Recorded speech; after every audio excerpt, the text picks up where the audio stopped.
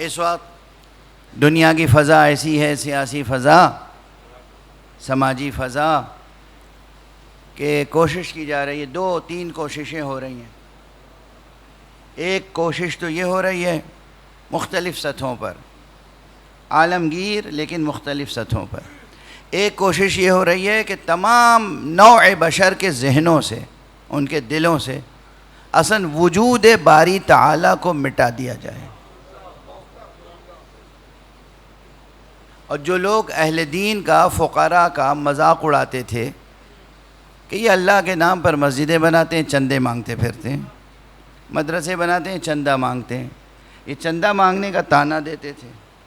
میں نے اپنی آنکھوں سے دیکھا کہ وہ لندن کی سڑکوں پر چندہ مانگ رہے تھے، اور کس لیے؟ تاکہ بنی نوع انسان کے دل سے، دماغ سے اللہ کا عقیدہ مٹا دیں۔ یہ سازش دیکھیے، غالباً نام رچرڈ ڈاکنز ہے، وہ سربراہ تھا اس تحریک کا، اور جوان و نوجوان سائنس کے اسٹوڈنٹس اور مختلف ڈسپلنز کے اسٹوڈنٹس کو لے کے کارواں بنا کے نکلا تھا چندہ لینے کے لیے، اور ایڈ لگائے گئے تھے بسوں پر، ٹرینوں پر، مختلف جگہوں پر، ایڈورٹیزمنٹس، بڑے بڑے سائن بورڈ کہ جناب والا، کہیں تو یہ تھا کہ پروبیبلی، کہیں پروبیبلی کا لفظ بھی نہیں تھا، بس یہ تھا کہ there is no God, just enjoy your life، نہیں ہے کوئی خدا، عیش کرو۔ اچھا، یہ جب میں نے دیکھا تو مجھے تعجب نہیں ہوا، بلکہ اور بڑی ضخیم موٹی موٹی کتابیں بھی لکھوائی جا رہی ہیں، صرف ایڈ تک بات نہیں ہے۔ پہلے اچھا یہ یاد رکھیے گا، جو میں تنقید کرتا ہوں وہ اس لیے بھی، پہلے غیر اہم کو اہم بنایا جاتا ہے، پھر اس کی زبان سے ایک مہمل بات کہلائی جاتی ہے تاکہ نوجوان اسے ایک اہم بات سمجھ لیں۔ چنانچہ موٹی موٹی کتاب، اب اس میں ہوتا یہ ہے کہ وہ ارے فلاں ہارورڈ کے پروفیسر، آکسفورڈ کے پروفیسر، پرنسٹن یونیورسٹی کے professor, state university of new York کے پروفیسر، جارج واشنگٹن یونیورسٹی کے پروفیسر، بہت بڑے تھنکر، اسکالر، انٹلیکچوئل، انہوں نے یہ کتاب لکھی ہے، اس میں یہ لکھا ہے۔ اب اتنے ٹائٹلز کو سن کے اور پڑھ کے ایک بیچارہ نوجوان وہ مرعوب ہو جاتا ہے۔ سمجھ رہے ہیں آپ یہ سازش؟ بعض جگہوں پر، ہر جگہ نہیں، جہاں جینوین لوگ ہیں، اچھے کام کرنے والے ہیں، وہ اچھے ضمیر، کم سے کم کچھ اچھے دیندار ہوتے ہیں، اور کچھ ایسے ہیں جن کا کوئی دین نہیں بھی ہوتا لیکن ان کے اندر ایک انسانی حریت ہوتی ہے، یعنی اچھے انسان ہوتے ہیں، دین کے معاملے میں کنفیوز ہوتے ہیں لیکن ان میں ایک حریت ہوتی ہے۔ تو ایسے لوگ ہیں جو نہیں بکتے لیکن ان کی تعداد بہت کم ہے، اور ایسے بہت سے لوگ ہیں جو اپنی صلاحیتوں کو، اپنی ذہانتوں کو، اپنے ضمیر کو، اپنے قلم کو، اپنے سخن کو بیچ دیتے ہیں۔ چنانچہ پی ایچ ڈی بھی ایسے بہت سے ہوتے ہیں، پہلے سے طے ہو جاتا ہے کہ تم پی ایچ ڈی تھیسس لکھو گے، ہم تمہیں پی ایچ ڈی کے فوراً بعد بہت اچھی پوسٹ پر پروفیسر بنا دیں گے، تمہارا مستقبل روشن، تمہاری یہ چیزیں محفوظ، بالکل ریزرو، یہ عیش، یہ عشرت، یہ ترقی، یہ آپ کو جو ہے وہ بعد میں چیزیں ملتی رہیں گی، اور ان کے مطابق پی ایچ ڈی کی جائے، یعنی نتیجہ پہلے سے طے ہے۔ ریسرچ جو ہے وہ ایسی ریسرچ لوگوں نے کی ہے، بعض اب یہ بہت پرانی بات ہو گئی، 80s میں غالباً پہلی پی ایچ ڈی آئی تھی جس میں وجود مبارک حضرت امام زمانہ کا انکار کیا گیا تھا، یعنی پوری پی ایچ ڈی تھیسس لکھی گئی تھی اسی عنوان سے کہ بھئی قرآن میں تو کہیں کوئی آیت ہے ہی نہیں جہاں امام مہدی کا ذکر ہو، اور کسی حدیث صحیح میں بھی نہیں ہے، اور تاریخ بھلا ایسے انسان کی کیسے تصدیق کر سکتی ہے؟ ایک اساطیری انسان، ایک داستانی تصور، ایک کہانی، کہ پیدا ہوا بچہ اور پردہ غیب میں تھا اور اتنی لمبی عمر پائی اور ابھی تک باقی ہے، تو گویا یہ داستان ہے، یہ نادانوں کا عقیدہ ہے، اور اس طرح کر کے وہ پی ایچ ڈی تھیسس لکھی گئی اور P H D degree award ہو گئی اور یونیورسٹی میں پروفیسرشپ بھی مل گئی، اور اس کے بعد سے مسلسل یہ کام ہو رہا ہے۔ کیوں ہو رہا ہے؟ چونکہ دنیا کے ظالم حکمرانوں مستکبرین کے دلوں اور دماغوں پر مہدی علیہ السلام کا خوف طاری ہے۔ اس کے دلائل موجود ہیں، شواہد موجود ہیں، اب وقت نہیں ہے کہ کوٹیشنز آپ کے سامنے عرض کروں۔ ایک خوف طاری ہے، یہ جو وعدہ الہی ہے، یہ جو وعدہ محمد عربی ہے، یہ جو وعدہ اہل بیت ہے، کہیں پورا نہ ہو جائے تو پھر ہم کہاں رہ جائیں گے۔ پوری کوشش یہ ہے کہ ظہور نہ ہونے پائے، پوری کوشش یہ ہے کہ جو معتقدین ہیں، ایمان رکھتے ہیں، منتظرین ہیں، انتظار کر رہے ہیں، ان کے دلوں سے یہ عقیدہ مٹا دیا جائے۔ ایک یہ کوشش، ایک سطح پہ وہ کوشش کہ خدا ہی کا عقیدہ مٹا دیا جائے۔ کیوں خدا کا عقیدہ مٹا دیا جائے؟ دونوں کی غرض و غایت ایک ہی ہے۔ یہ ایک دو بار پہلے بھی جملہ عرض کر چکا ہوں، پھر عرض کر رہا ہوں، دنیا میں جب بھی کوئی فرعون پیدا ہوا، جب بھی کسی کے سر میں فرعونیت سمائی، تو اس کا مقابلہ کرنے کے لیے کوئی بڑی فوج اور لشکر اور ان چیزوں کی ضرورت نہیں پڑی۔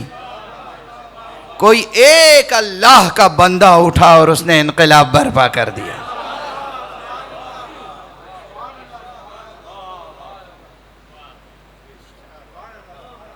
نمرود کے مقابلے میں،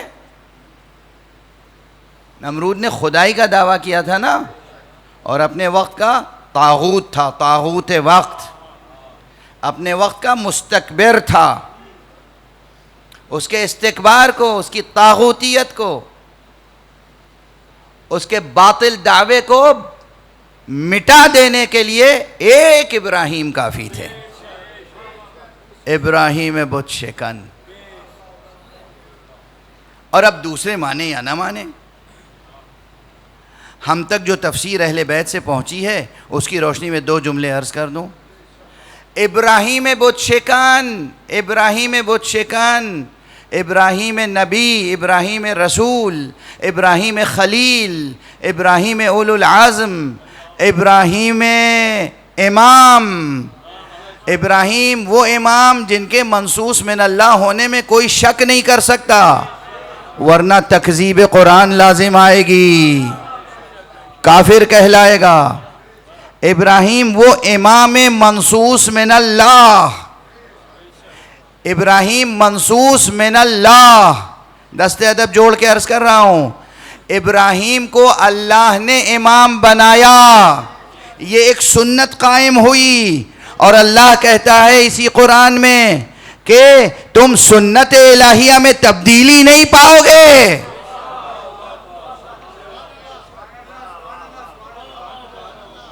سنت الہیہ بدلتی نہیں ہے، سنت الہیہ بدلتی نہیں ہے۔ تو وہ جناب ابراہیم جن کو اللہ نے امامت بخشی، امام منصوص من اللہ، نبی، رسول، خلیل، ان کی ایک صفت اور اللہ ہی نے بتائی، ورنہ ہمیں کیا معلوم ہوتا۔ کہا یہ جو نبی ہیں، یہ جو امام ہیں، یہ جو رسول ہیں، یہ جو میرے خلیل ہیں، ان کی ایک صفت اور ہے، شیعہ بھی ہیں۔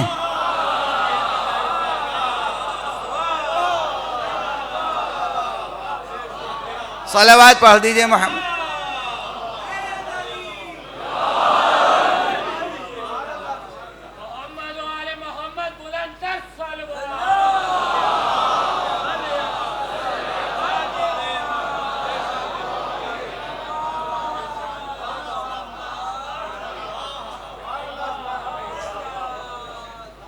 میں خدا کی قسم آپ کے سامنے کوئی روایت نہیں پڑھ رہا ہوں، کوئی حدیث نہیں پڑھ رہا ہوں، کوئی شاعری نہیں کر رہا ہوں، کسی کی منقبت نہیں بیان کر رہا ہوں، شاعرانہ منقبت یا خطیبانہ مبالغہ.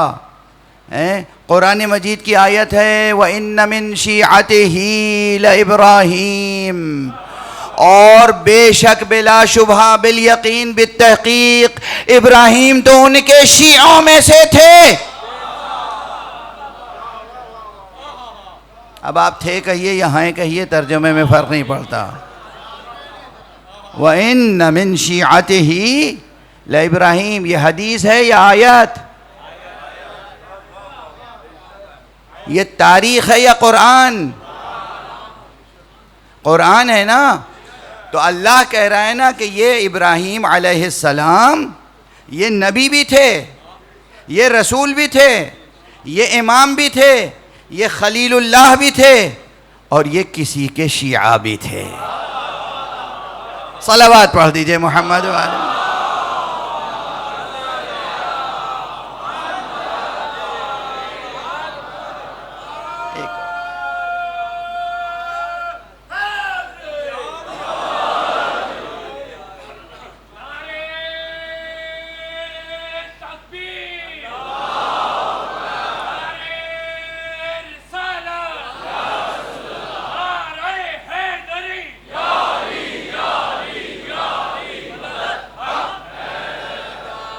جزاکم اللہ جزاکم اللہ.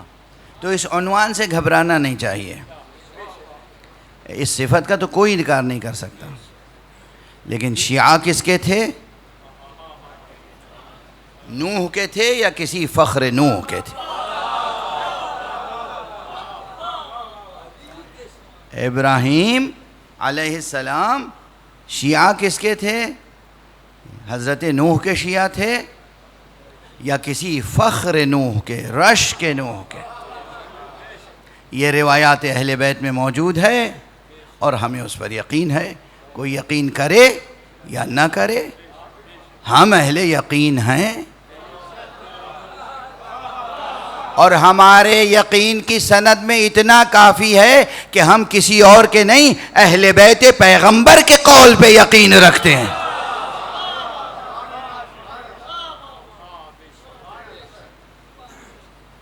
افسوس یہ ہے کہ بعض علماء اسلام نے یہ لکھا ہے، بعض کیا بہت سے علماء اسلام نے یہ لکھا ہے. اب علماء اسلام تو زبان پہ ترکیب آ گئی، علماء مسلمین کہنا چاہیے. بہت سے علماء مسلمین نے یہ لکھا ہے کہ اجماع اہل بیت حجت نہیں ہے. یہ ان کا نصیب. ہمارا نصیب یہ ہے کہ اہل بیت میں سے جو ہونے والے ائمہ ہیں ان میں سے کسی ایک کا قول بھی ہمارے لیے حجت ہے. ایک صلوات پڑھ دیجئے محمد.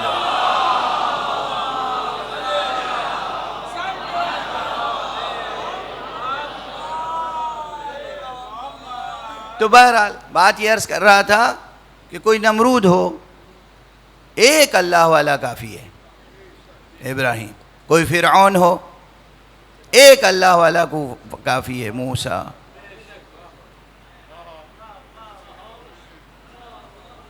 اور اب ایک جملہ عرض کر رہا ہوں. ابراہیم اپنے وقت کے نمرود کے لیے کافی تھے.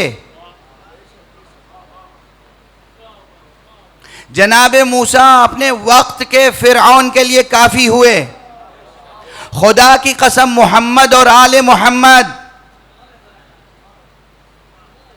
قیامت تک آنے والے ہر فرعون کے لیے کافی ہیں.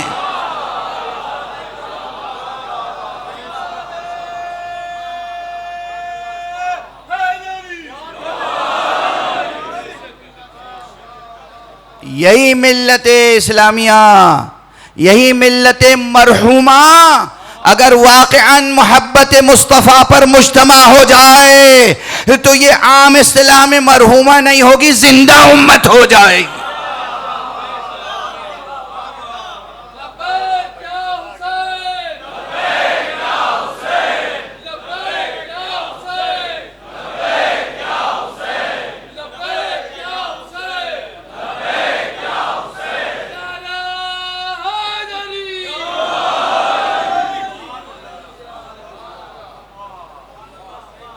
اپنے دور کے نمرود کے لیے کافی تھے، وہ اپنے دور کے فرعون کے لیے کافی تھے، اور اپنے دور کے طاغوت کے لیے کافی تھے، مگر نام محمد، نام علی، نام حسین ہر دور کے طاغوت کے لیے کافی ہے۔ وہ سامنے آتے تھے تو طاغوت گھبراتا تھا، یہاں ہم حسین کا نام لیتے ہیں تو طاغوت گھبراتا۔